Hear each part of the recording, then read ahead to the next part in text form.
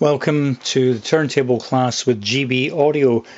On the bench today I've got a Philips FCD485, a compact budget all-in-one sound system.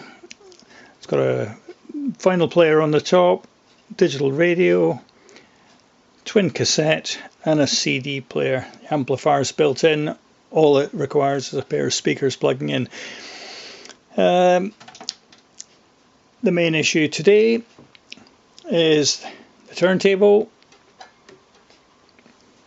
which isn't turning. So let's investigate this and see what's going on. First thing we're going to do, disconnect the mains for safety.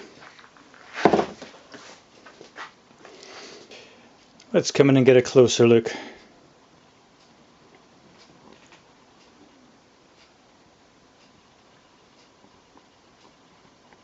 First thing we see here is it's got a circlip holding the platter onto the spindle.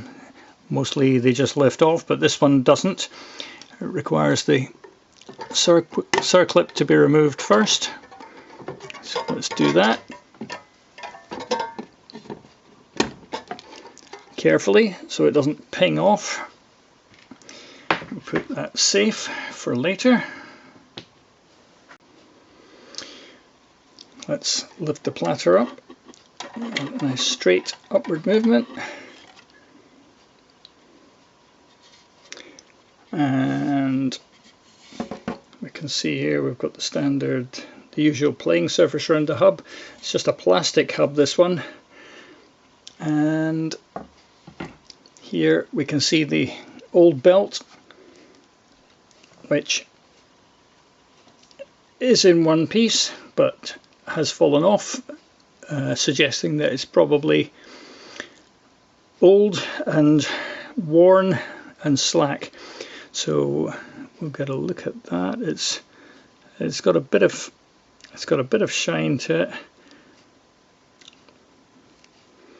and it does feel a bit slack. So we'll get that measured. So here's the old belt. Just going to lay it down, measure it with a ruler. Just sit the ruler on the edge of the ruler on top of it. That'll get it flat for us.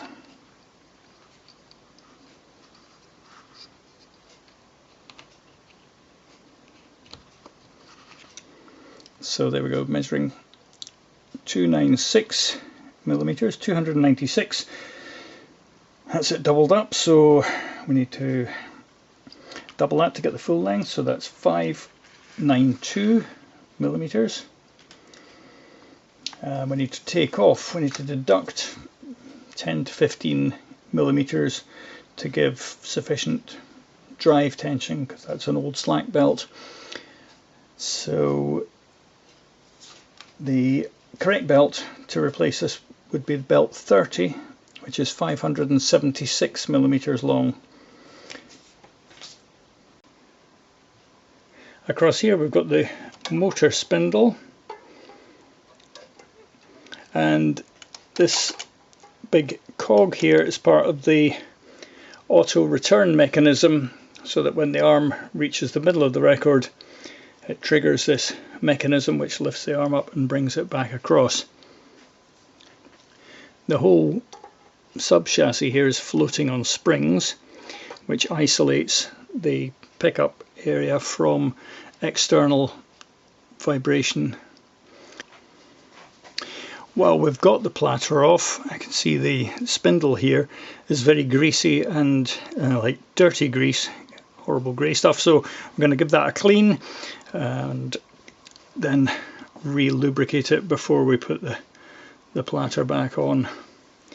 It's quite messy, so I'm just using an old rag and some alcohol, cleaning alcohol, to get all that mess off.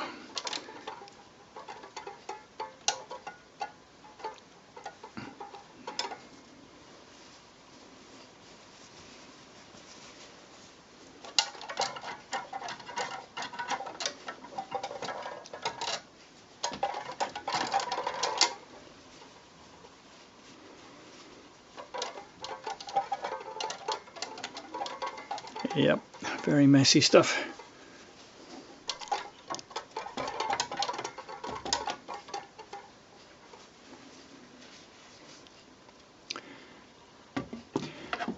Next I'm going to clean inside the spindle here, the other part, and to do that I'm using a wooden paintbrush handle so it doesn't scratch, wrapping some tissue paper around it.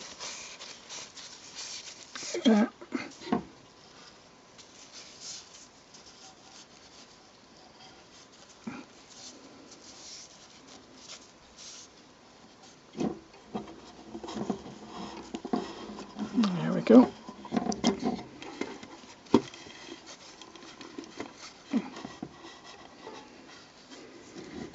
Yep, it's pretty messy.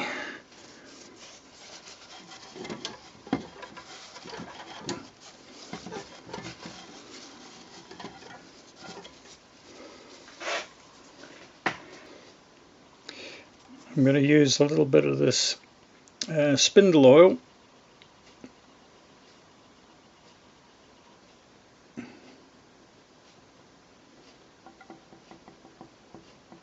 here, and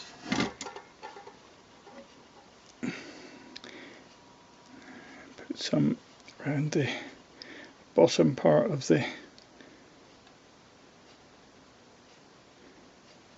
spindle here.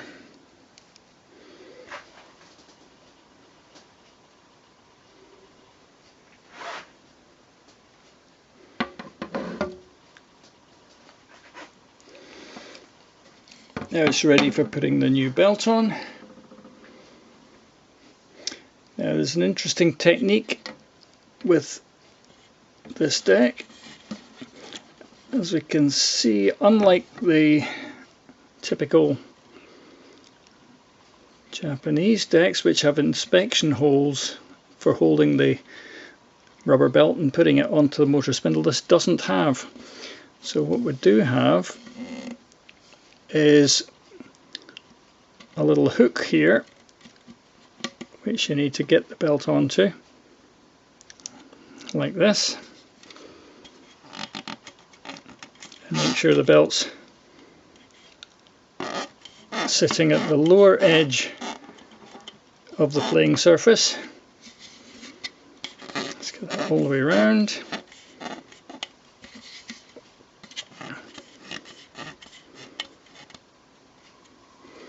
There we go. And then the idea, this little triangle section here, we're going to locate that around the motor so we see which way it lines up. That's the line, and we want to get this straight back down on the spindle. So now the belt is sitting held out from the motor. So then we turn the platter a bit anti-clockwise. I can feel some resistance as the belt is catching on the motor pulley, and keep turning about a quarter turn or half turn, and it then goes smooth. So that's it now, unhooked itself from the pin at the side. So now we just need to reconnect the mains power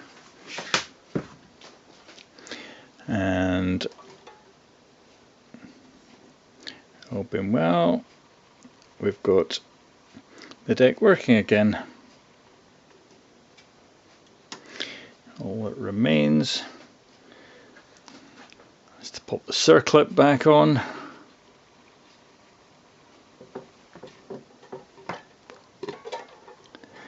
There we go.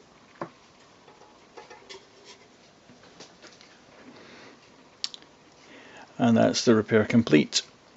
If you've found this tutorial helpful, please subscribe to our channel, and if you have any comments, leave them down below.